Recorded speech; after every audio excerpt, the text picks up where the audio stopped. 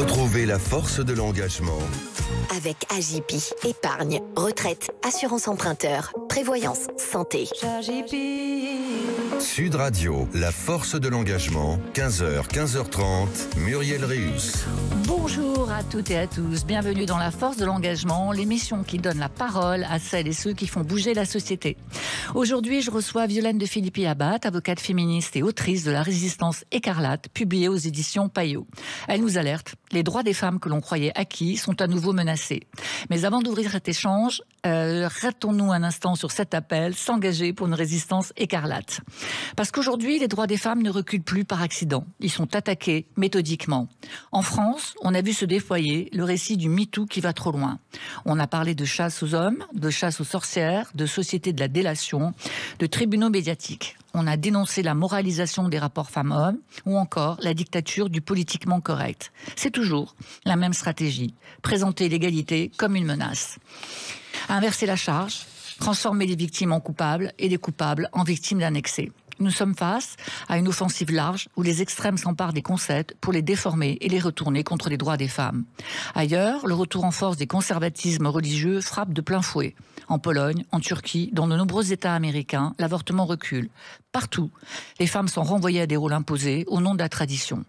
Les grandes ONG le confirment. Montée de l'autoritarisme égale recul des droits et banalisation progressive des idées anti-droits dans l'espace public. Et comme si tout cela ne suffisait pas, un troisième front existe, celui que vous connaissez, celui d'un monde numérique sans régulation. Deepfakes sexuels, diffusion virale, dépossession du corps et de l'image. Des outils soi-disant neutres qui renforcent en réalité les rapports de domination. C'est l'un des visages techno du backlash. L'attaque contre les droits des femmes est autant culturelle que politique. On rend discutable des évidences à coups de tribunes, d'émissions, jusqu'à ce que les messages paraissent légitimes. Une normalisation qui s'appuie sur 3 relais puissants. Des médias réactionnaires, qui légitime l'antiféminisme, une pop culture, cette dark romance qui plaît tant et qui romantise la violence, des discours sociaux et des réseaux sociaux qui amplifient le sexisme à grande échelle. Et bien sûr, cette imprégnation commence dès l'enfance. Le Haut Conseil à l'égalité alerte. 77% des vidéos pour enfants sur YouTube véhiculent des dialogues sexistes. Appelons papa, il est fort, maman fait le ménage, maman a peur, papa protège, papa bricole, il est habile. Les stéréotypes s'installent très tôt. Ajoutons l'instrumentalisation du féminisme avec comme objectif de brouiller les repères et de détourner un vocabulaire émancipateur. Alors, me direz-vous, que faire ? Eh bien, peut-être pourrions-nous nous interroger sérieusement et analyser les dominations, refuser leur récupération, repolitiser la notion de choix. Car le libre arbitre, vous le savez, n'est jamais absolu. Il est façonné par des conditions sociales, économiques, culturelles. Alors oui, il faut résister, résistons, dans l'espace public comme dans le privé, par un microféminisme du quotidien autant que par une action collective, en dépolarisant les rapports femmes-hommes, en rappelant que le féminisme bénéficie aussi aux hommes, en faisant front malgré nos divergences. La résistance écarlate, c'est maintenant, visible, solidaire, éclairée, parce qu'il n'y a pas d'accès à vouloir l'égalité et parce que la fiction de la servante écarlate ne doit jamais devenir notre réalité. Sud Radio, la force de l'engagement, Muriel Réus. Aujourd'hui, dans la force de l'engagement, je donne la parole à Violaine de Philippi-Abat, avocate féministe et autrice de La Résistance écarlate, publiée aux éditions Payot. Bonjour Violaine. Merci de me recevoir. Merci d'être là. Alors, dans votre livre, vous dites que les droits des femmes ne reculent pas par hasard, mais qu'ils sont attaqués de manière ciblée. Alors, j'ai envie de vous demander, qui sont les principaux acteurs de cette offensive ? Je dirais qu'ils sont à plusieurs niveaux. Il y a bien sûr l'échelle individuelle et l'échelle politique collective. Je voudrais m'arrêter quelques secondes sur le terme backlash, qui est le sous-titre du livre, c'est-à-dire les femmes face au nouveau backlash. Que veut dire backlash ? Eh bien, c'est ce retour de bâton finalement réactionnaire qui fait suite à une vague d'émancipation des femmes. On en a déjà eu une de vague de backlash dans les années 90 et même 80, suite à la vague d'émancipation des années 70. Et ça, c'est Susan Faludi, une journaliste américaine, qui l'avait très bien analysé et résumé dans le livre Backlash, qui justement se penchait sur cette situation aux États-Unis spécifiquement dans les années 80-90. Et donc, une journaliste féministe avait posé la question à Susan Faludi, selon vous, sommes-nous face à un nouveau backlash ? Elle avait répondu, oui, nous y sommes, et il n'y a pas à chercher très loin pour voir finalement les indices, et ce backlash sera encore plus violent. Donc, qui nous attaque ? Comme je disais, c'est à la fois des attaques individuelles et collectives. Ça va être à l'échelle donc individuelle des personnes qui se sentent menacées par la vague MeToo et l'émancipation de la parole, le fait que ce soit moins difficile pour certaines femmes de parler de leurs agressions. C'est toujours moins difficile parce que c'est jamais facile de parler d'une agression, peu importe sa nature. Et donc, à l'échelle finalement du quotidien, ce sont des hommes qui vont penser que ça va trop loin parce qu'ils se sentent en insécurité. Ils ont perdu leurs repères. C'est vrai que cette vague de moi aussi j'ai été violée, moi aussi j'étais agressée, c'était pas prévu, ça a déferlé. Et donc, ces hommes-là, finalement, sont en perte de repères. Alors, je les excuse pas dans la mesure où je pense que ce sont de grands garçons et qui sont capables de s'informer. Mais on peut comprendre aussi que quand ils ont grandi à une époque où eh bien, ce n'étaient pas les mêmes codes. Finalement, tout d'un coup, pour eux, tout change.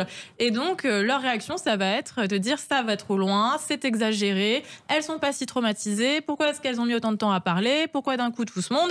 Donc, c'est ça, finalement, la réaction à l'échelle individuelle, anti-droit des femmes. Mais il y a aussi une recherche, une analyse collective, le populisme identitaire, vous parlez du conservatisme religieux, vous parlez aussi de technolibertarisme. Exactement. Alors, qu'est-ce que ça veut dire ça exactement? Alors, à l'échelle collective, finalement, je dirais, les réactions individuelles vont se cristalliser dans différents mouvements qui partagent pas forcément les mêmes idées, mais qui se retrouvent sur le fait que le féminisme va trop loin, on en fait trop, on veut tuer l'amour, etc.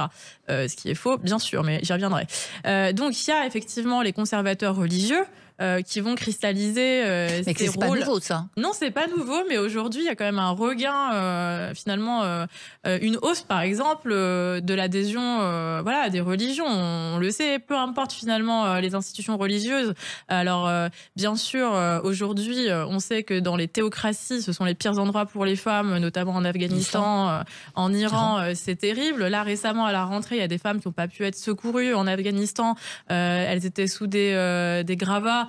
Et comme la loi islamique interdit d'être touchée par des hommes qui ne sont pas leurs conjoints ou leurs pères, on les a laissés mourir sous les décombres. Donc évidemment, dans les théocraties, la régression, elle est assumée, elle est revendiquée comme quelque chose de normal. Finalement, on serait des sous-êtres humains. Là-bas, c'est clair, c'est net. Dans d'autres religions qui actuellement sont moins oppressantes pour les femmes, mais qui le sont quand même, on note par exemple que l'ancien pape, le pape François, disait que par exemple, avorter, c'était pas possible, que c'était un crime. Il a aussi rappelé que l'homosexualité, c'était un péché. Donc certes, il a fait des choses, il est allé en avant, par exemple, sur l'union des personnes homosexuelles, mais on voit bien que dans la religion catholique aussi, on a des visions très genrées de ce que doit être une femme et de ce qu'on doit faire ou pas. Et visiblement, c'est pas la même chose pour les hommes. Mais la grande différence, c'est que c'est pas ces couches qui se cumulent aujourd'hui, c'est-à-dire la religion, plus le populisme, plus les réseaux sociaux, plus, etc. Exactement. Etc. Donc là, on parlait des conservateurs religieux. Et alors, je tiens quand même à préciser que, loin de moi l'idée de critiquer la foi personnelle, qui est on ne peut plus intime, et qui est bien sûr la liberté la plus, la plus personnelle et intouchable, c'est-à-dire la liberté de penser, de croire. En revanche, ce que je critique dans le livre, notamment, ce sont les institutions de pouvoir, c'est-à-dire la façon dont vont s'organiser les cultes et qui, en fait, résultent quasi systématiquement sur une oppression des femmes. Donc ça, c'est pour les conservateurs religieux qui ont le vent en poupe en ce moment. On le voit avec, par exemple, l'argent qui met le milliardaire Sterrin pour financer l'idéologie, notamment religieuse, avec une certaine vision de là où devraient être les femmes. À côté de ça, on a aussi tout un mouvement qui n'a rien à voir, mais qui est un mouvement de colère sociale, qui est, je crois, tout à fait légitime, avec une politique depuis plusieurs années qui précarise les Françaises et les Français. Il y a une colère qui monte, et on l'avait vu avec les Gilets jaunes, on le voit encore aujourd'hui à la rentrée avec les mouvements de blocage en France. Cette colère sociale, elle se catalyse, et en fait, finalement, l'épouvantail, la personne à viser, une des cibles, ce sont les associations féministes qui finalement seraient la cause de plein de maux, notamment de la perte d'identité soi-disant européenne. Donc en fait, la colère sociale va se catalyser pour se projeter contre notamment les féministes, comme si on était responsable de la perte des valeurs, et que si on revenait à des soi-disant valeurs précédentes qui auraient été mieux pour les femmes, alors tout s'arrangerait. Alors qu'en fait, bien sûr, sûr, c'est faux. Et là, c'est ce que j'appelle dans le livre le populisme identitaire post-MeToo, qui est de dire, bon, ok, la crise, la colère sociale, au lieu de la régler, de prendre des bonnes mesures, on va désigner des responsables, les féministes en premier lieu. On en a marre, elles crient trop fort, etc. Ces hystériques qui veulent tuer les hommes.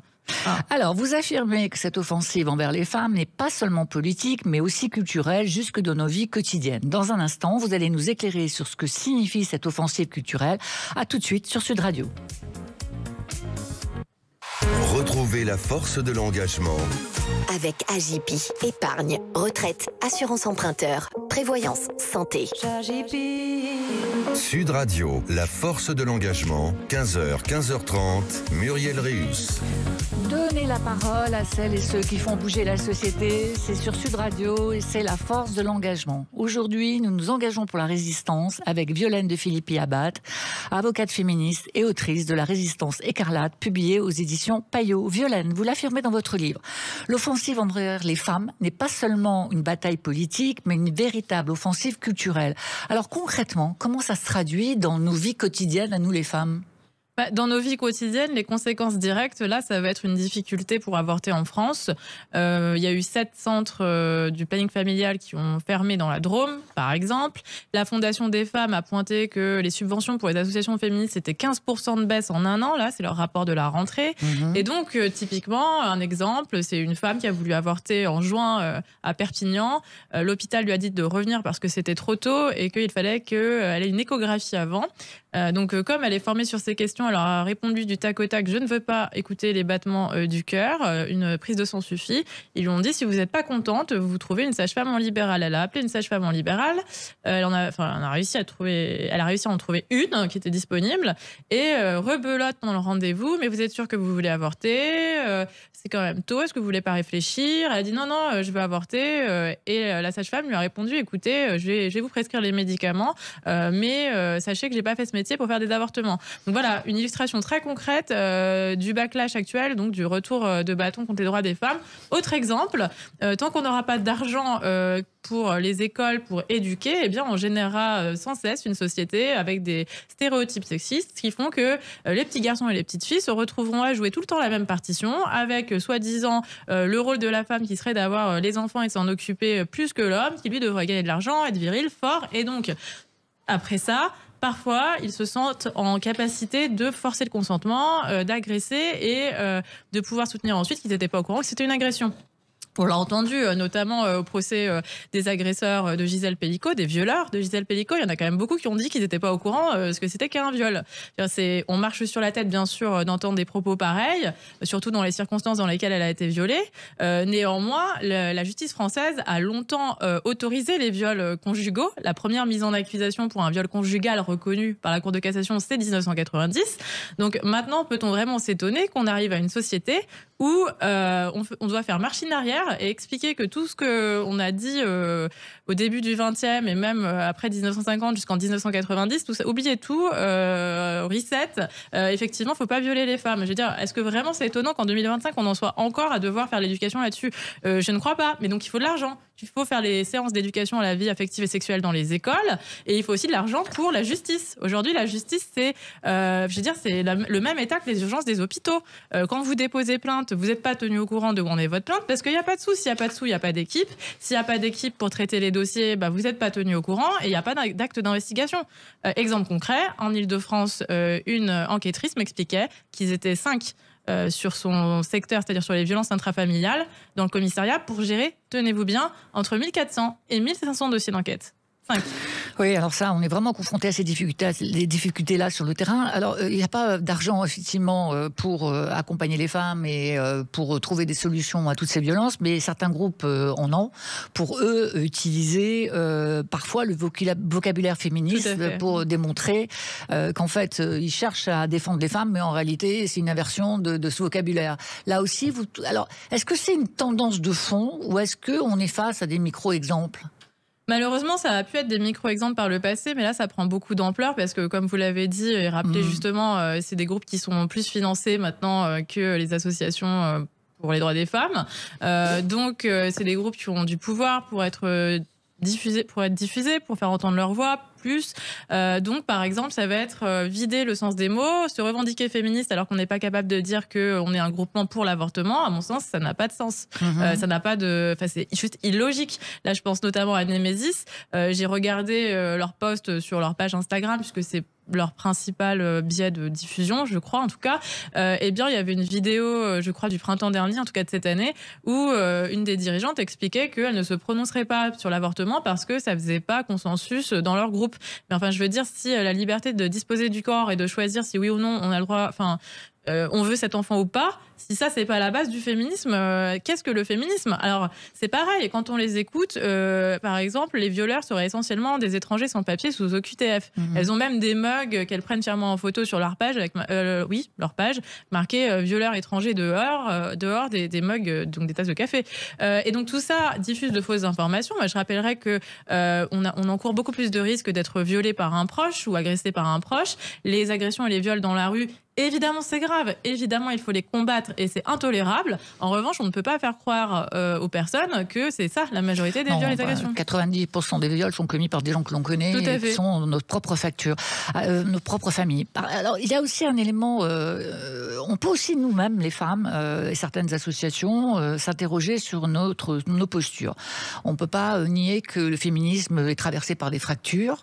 On ne peut pas nier que ces fractures ou ces divisions, comme on a envie de les appeler, sont parfois générationnelles, elles sont parfois idéologiques, mais évidemment, elles servent les adversaires du féminisme. Comment est-ce qu'on peut faire pour éviter ces faiblesses ? Déjà se parler, c'est-à-dire accepter de ne pas être tout le temps d'accord entre nous, puisque à force de chercher qui est l'activiste la plus puriste, qui boit le plus de thé matcha, qui couche avec le moins d'hommes possible, je caricature bien sûr, hein, c'est pour la blague, on a bien compris, eh bien on ne se concentre pas sur l'essentiel, c'est-à-dire que l'essentiel c'est aujourd'hui d'arriver à proposer un programme pour les droits des femmes qui soit commun et qui puisse permettre de contrer l'extrême droite, qui fait croire que eux seraient les défenseurs des femmes et qui diffusent de fausses informations. Tant qu'on n'a pas cette approche commune et cette capacité à se parler, eh bien, je crains le pire pour 2027. Et je comprends presque parfois certaines personnes qui peuvent se laisser tenter par un vote RN parce que la gauche, maintenant, ne répond plus à certaines de leurs inquiétudes. C'est aussi pour ça que j'ai voulu écrire ce livre, puisque j'ai commencé à l'écrire après les législatives de 2024, après avoir appris qu'une de mes très très proches avait voté pour Bardella. Donc, je me suis dit, voilà, je crois que si cette personne pense qu'effectivement, c'est pas dangereux pour les droits des femmes, le RN, et que la gauche ne répond pas à certaines de ces questions, je vais essayer de m'y pencher. Et c'est comme ça que j'ai commencé à écrire ce livre, en réalité. Et alors, quelle est votre vision, vous, de la place des hommes dans ce combat qui est celui des droits des femmes? Est-ce que... comment on les embarque et comment vous pensez pouvoir les embarquer? Je pense que c'est vraiment pas nouveau finalement l'idée d'expliquer que le féminisme bénéficie à tout le monde, que c'est un projet de société et de vivre ensemble. Il y a déjà des autrices du 19e siècle qui l'expliquaient très bien. Je pense notamment à Harriet Taylor. Voilà, de dire en fait le féminisme est utile aussi pour les hommes. Parce que on parlait en début d'émission de cette peur qu'ont certains hommes à l'échelle individuelle de plus comprendre vraiment les relations femmes-hommes.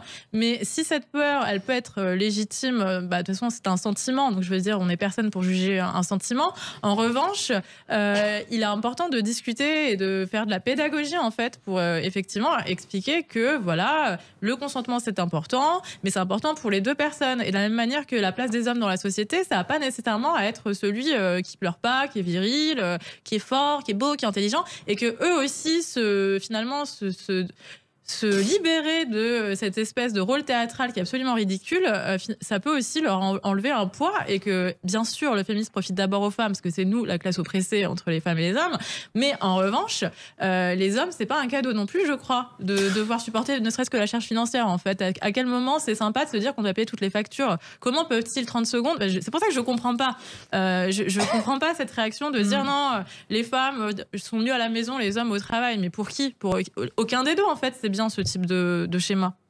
Alors, résistance écarlate et servante écarlate. Je ne peux pas m'empêcher de faire cette analogie. Dans cette fiction absolument terrible, les femmes sont réduites, exploitées, menacées, elles sont violées pour enfanter. Est-ce que vous faites un parallèle entre cet univers dystopique et la réalité des menaces qui pèsent aujourd'hui sur les femmes? Est-ce qu'on peut aller aussi loin? Comme vous l'avez dit en introduction, on est quand même en train de pencher dangereusement dans cette dystopie. C'est-à-dire, par exemple, quand j'ai fini d'écrire le livre, j'ai revisionné la série, effectivement, qui est l'adaptation du livre de Margaret Atwood, La Servante écarlate. Il y a un épisode où une femme est maintenue en vie artificiellement pour qu'elle puisse accoucher parce que l'avortement est interdit. Eh bien, en même temps, en Géorgie, aux États-Unis, une femme était vraiment maintenue en vie artificiellement parce que l'État interdit l'avortement et que donc elle devait accoucher avant qu'on puisse la débrancher. Donc, on est en train de glisser petit à petit là-dedans. On l'a vu à la rentrée ou à la fin de l'été. Il y a le ministre de la Défense de Trump qui a reposté un appel d'un masculiniste à remettre en question le droit de vote des femmes. Comme quoi, on se sentirait beaucoup mieux si on ne devait pas réfléchir aux questions politiques. Donc ça, c'est... Voilà, on y va petit à petit. Et bien sûr, les premières touchées par ces menaces et ces régressions, c'est les femmes qui sont victimes de plusieurs discriminations en même temps. Donc avec une analyse intersectionnelle, il ne faut pas oublier que voilà, les femmes qui sont victimes par exemple de racisme vont être les premières touchées par ces problématiques. Alors, on va terminer cette conversation par un mot peut-être ou une phrase qui pourrait résumer l'urgence de votre livre. Vous feriez un appel de quelle nature? Moi, je ferais un appel à 2 échelles en fait. Un appel aux politiques pour débloquer de l'argent parce que j'ose espérer qu'un jour existera une société où on ne sera pas là à faire de la répression parce qu'on aura su éduquer. Et l'éducation pour avoir une société demain qui soit justement non sexiste et non violente, elle se fait maintenant. Donc là, c'est de l'argent pour les écoles pour qu'on puisse enfin tenir les séances d'éducation à la vie affective et relationnelle.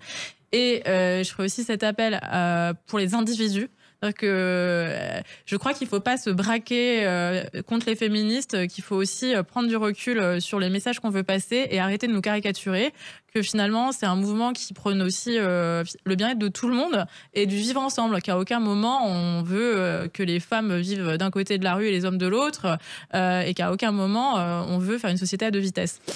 Vivre ensemble, on va finir sur ce mot important, sur cet engagement.